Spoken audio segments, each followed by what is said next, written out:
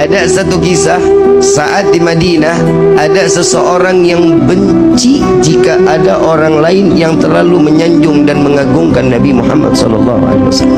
Tatkala beliau mengatakan, ngelihat aja ada orang yang lagi baca maulid, ada orang yang lagi baca salawat, bencinya luar biasa. Ada satu orang ahli ibadah dengan cinta yang begitu besar kepada Rasulullah SAW. Setiap hari dia salawat. Tatkala beliau sedang ziarah ke makam Nabi, beliau sedang membaca maulid. Ada salah satu orang di belakangnya mendengar, begitu selesai diajak makan di rumahnya. Tuan, saya undang makan di rumah saya, boleh? Boleh. Alhamdulillah, dibawalah sampai ke rumah. Begitu sampai di rumah ternyata bukan dikasih makan, tangan diikat, lidahnya dipotong. Kenapa? Saking bencinya karena orang tersebut terlalu menyanjung dan mengagungkan Nabi Muhammad SAW.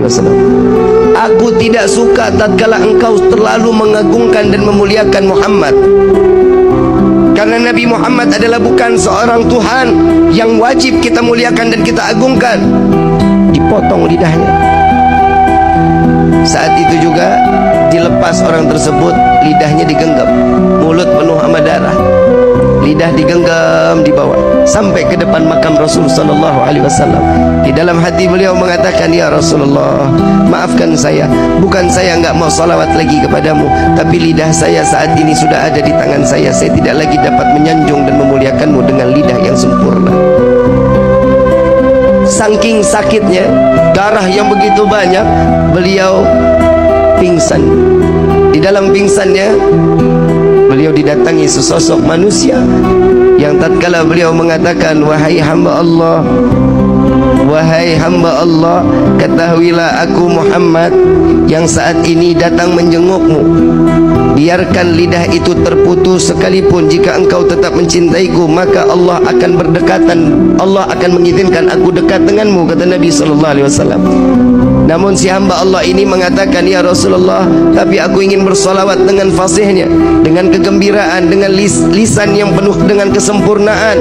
Maka lidah tersebut diambil oleh Rasul SAW, dimasukkan ke dalam mulut. Di dalam mimpinya, tatkala terbangun dari tidurnya, lidahnya udah nyambung lagi.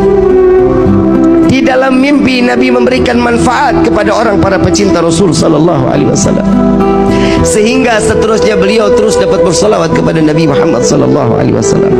Begitu tahun berikutnya beliau ziarah ke makam Nabi.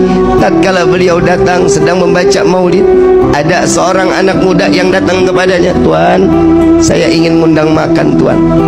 Sekiranya Tuan sudi untuk ikut dan saya menjamu Tuan, marhaba, ahlan wa sahlan. Enggak ada sedikit kesu'dhanan. Lalu dibawalah oleh anak muda tersebut lewat gang yang sama, lewat jalan yang sama, ingin masuk ke dalam rumah yang sama. Lalu beliau mengatakan, wahai Tuan, saya pernah masuk ke dalam ini. Dahulu lidah saya dipotong oleh pemilik rumah ini.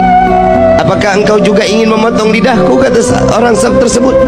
Tidak, wahai hamba Allah, aku mengajakmu untuk mencicipi dari rezeki yang apa ada di saat ini. Beliau masuk ke dalam rumah. Tatkala makanan sudah disediakan, makannya sudah selesai, dikeluarkan kandang yang begitu besar. Hadirin, kandang begitu besar, begitu dilihat di dalam ada monyet yang gedenya luar biasa. Lalu ditanya, ini apa ini? Tuan, ingat dahulu engkau bilang engkau pernah dipotong lisanmu, engkau pernah dipotong lidahmu oleh ayahku. Dia adalah ayahku yang Allah kutuk menjadi kerak yang besar. Maka wahai Tuan, maafkan ayahku, biarkan dia kembali dalam keadaan wujud yang sempurna. Maka hamba Allah ini mengangkat kedua belah tangan, ya Allah, aku maafkan orang tersebut yang telah membenciku dan membenci Nabi Muhammad SAW. Maka Allah rubah beliau dalam keadaan sempurna manusia tersebut, maka mati dalam keadaan membenci Rasulullah SAW. Na'udzubillahi min